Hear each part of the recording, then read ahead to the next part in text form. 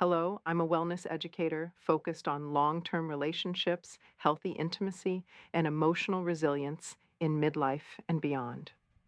Today, I want to share a simple science informed approach to kissing that protects your emotional bond and supports your partner's comfort and responsiveness without pressure, performance, or awkward scripts.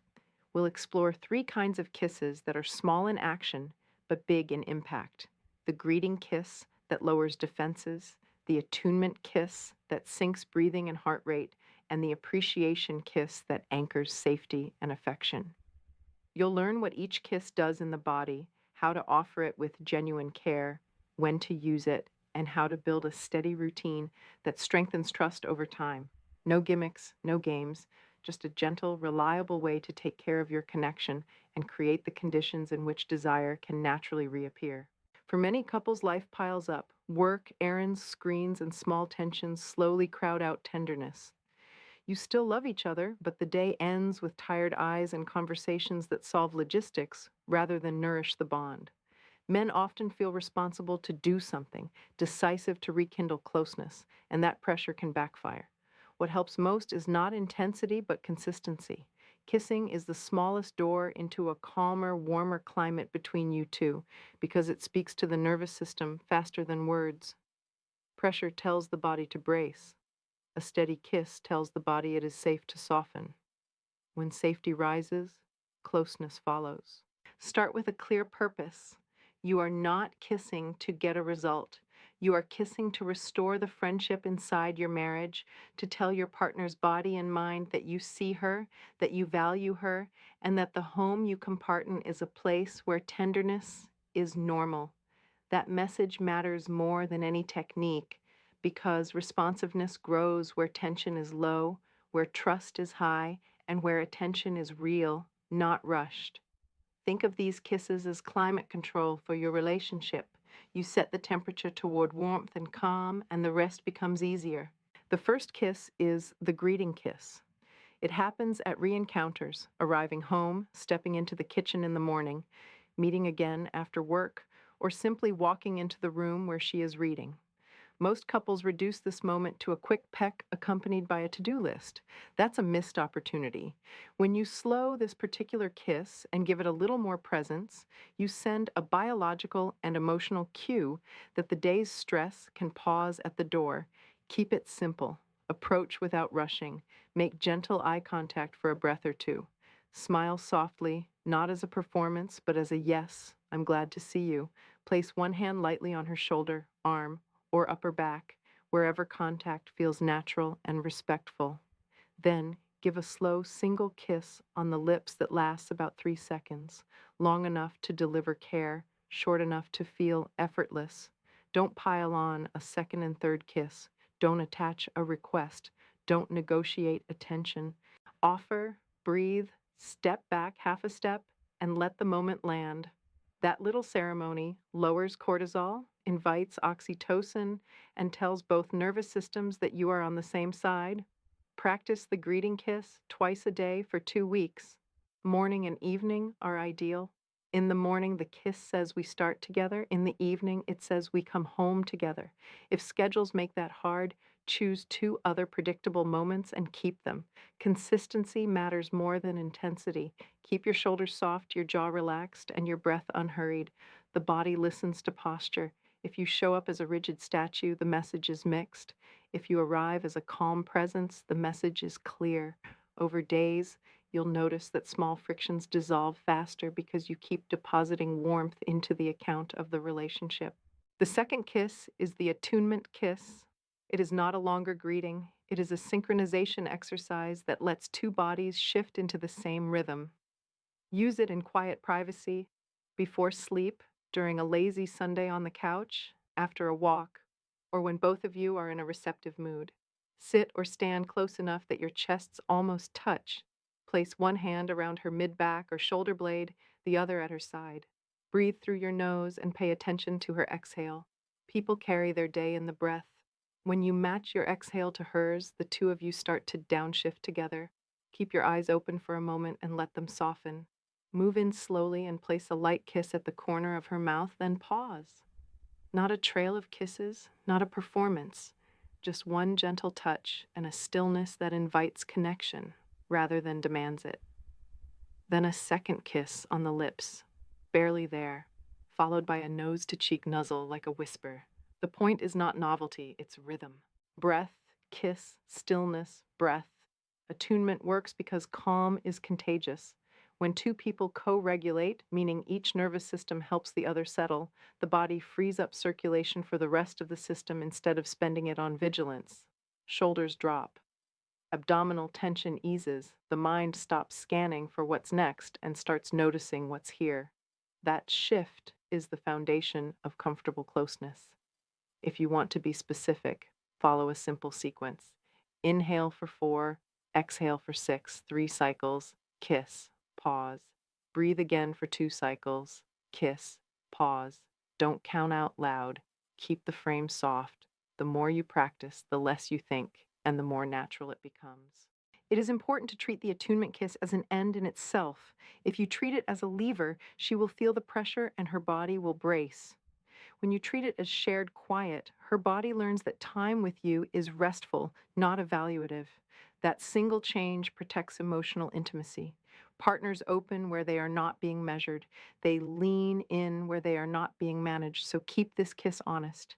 Some nights it leads to deeper connection. Other nights it simply resets the friendship. Both outcomes are wins because the real goal is a relationship that feels safe to return to night after night. The third kiss is the appreciation kiss. It says, I see who you are, I value what you bring, and I am grateful. Appreciation is not flattery. It is specific, grounded, and delivered without any agenda. Use this kiss to mark ordinary victories. She returned from a long day, helped a family member, solved a problem, made the home feel alive, or simply carried a heavy mood with grace. Walk over, make soft eye contact, and name one concrete detail.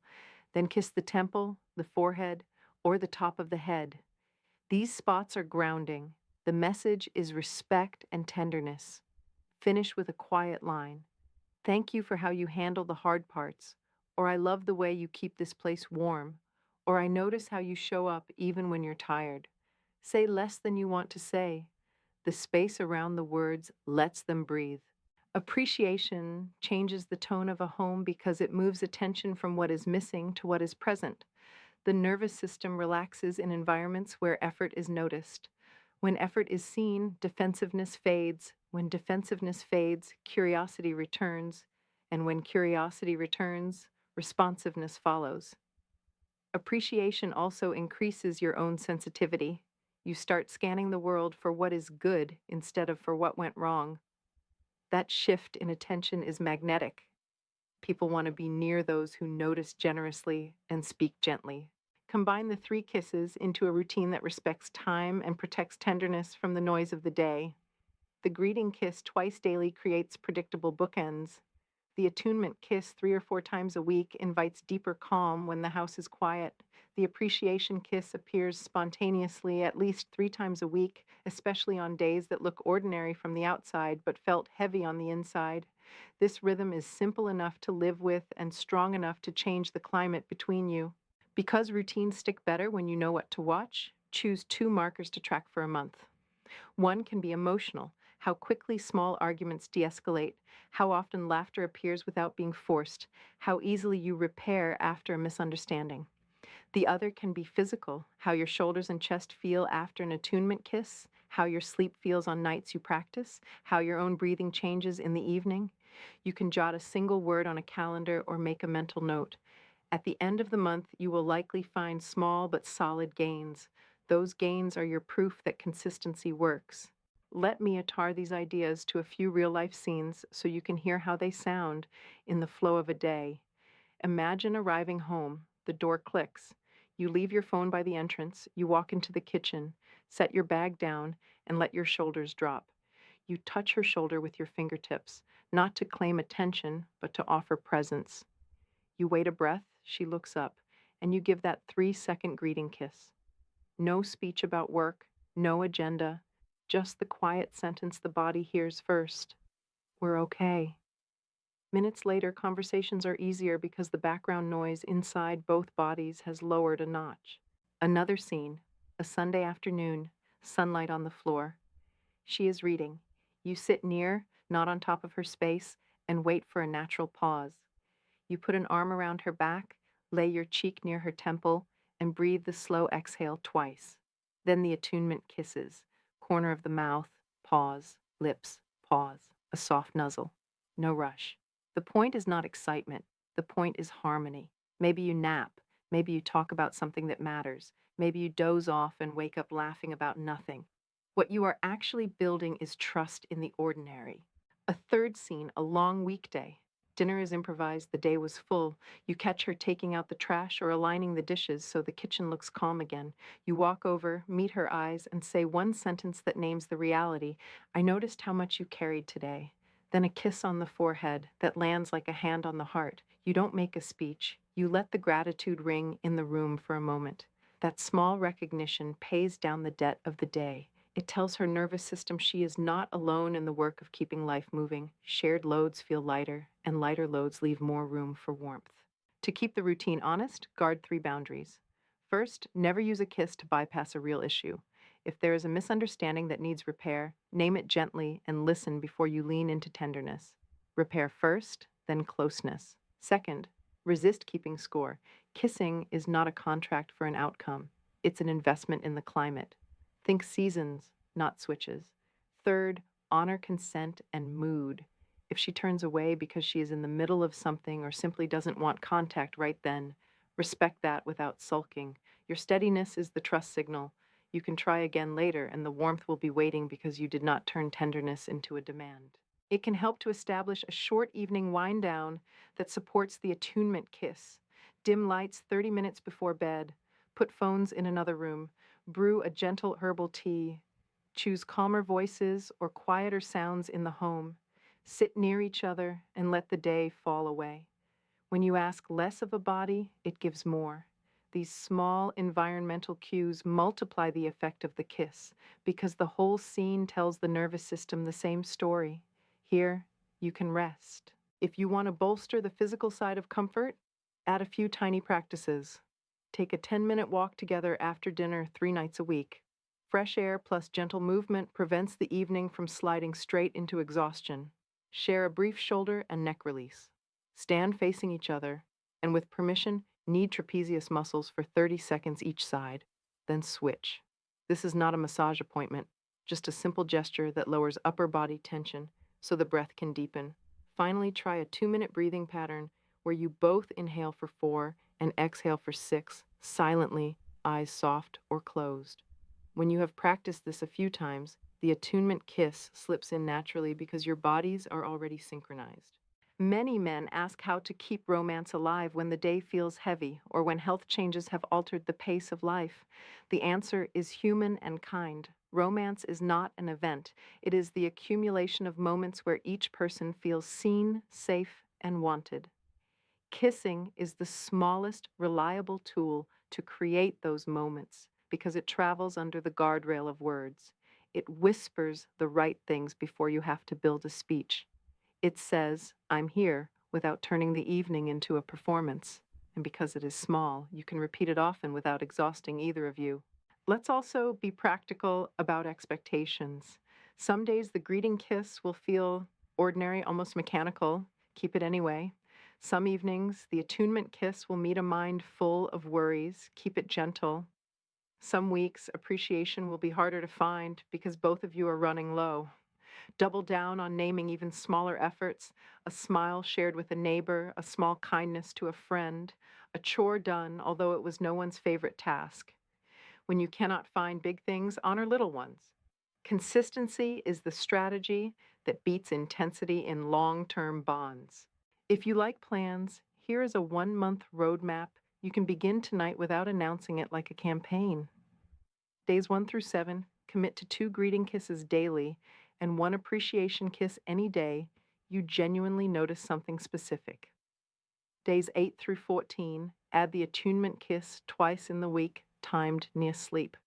Days 15 through 21, maintain the rhythm and add a 10-minute after-dinner walk together at least 3 nights. Days 22 through 30, keep all of the above and choose one evening to reduce screens and turn in earlier so the body experiences what a quiet night together feels like. None of this is dramatic. All of this is doable. Notice what changes inside you as you practice. You will likely find that your own breathing eases, your shoulders drop sooner after work, and your tone softens without effort. When you change your tone, you change the conversation. When you change the conversation, you change the emotional weather at home. And when the weather is warm and calm, responsiveness appears without forcing it. That is the core of protecting emotional intimacy. You are tending to the climate in which closeness grows. If you ever feel self-conscious about initiating, tell the truth in a sentence. Say, I'm practicing being more present with you. Then follow through with a calm, unhurried kiss. People trust what they can predict. If you show up the same way at similar times with the same gentle tone, trust grows. Trust is the secret ingredient in attraction because it frees the body to lean toward warmth instead of guarding against disappointment. In the end, the three kisses are less about the mouth and more about the message. The greeting kiss says we are on the same team. The attunement kiss says we can breathe together. The appreciation kiss says, I see your effort and it matters to me. When those messages repeat, the nervous system rests, the heart opens, and the home feels like a safe harbor. From that harbor, affection expands naturally. There is no need to push. There is every reason to keep watering the roots. Carry this single line into your evening. Tenderness offered without pressure becomes the strongest invitation. If you make these kisses a quiet habit, you will be teaching your partner's body that time with you is where calm returns and warmth grows. That lesson is priceless in a world that keeps everyone tense. Protect it with your consistency, your presence, and your kindness, and you will be protecting not just a feeling, but the life you are building together.